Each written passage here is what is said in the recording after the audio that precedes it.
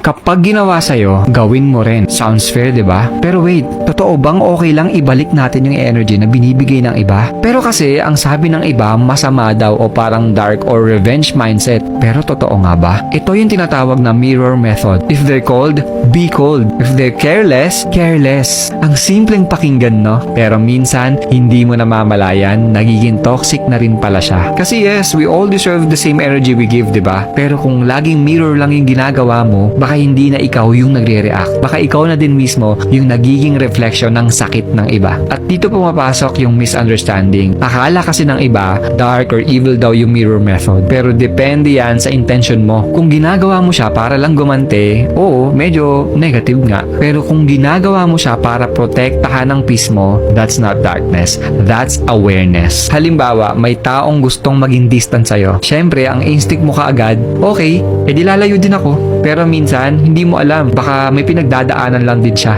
Pwede mong i-match yung energy niya, pero huwag mong hayaan na mabura kung sino ka just to get even. Matching energy doesn't always mean copying. Minsan, it means choosing peace. Kasi alam mo, hindi mo kailangan gumante para mapatunayan na marunong kang lumaban. Minsan, ang tunay na laban, yung nananatili ka pa rin mabuti kahit alam mong hindi naging fair ang mundo sa'yo. Always remember this, the mirror method can reflect who they are, but don't let it erase who you are.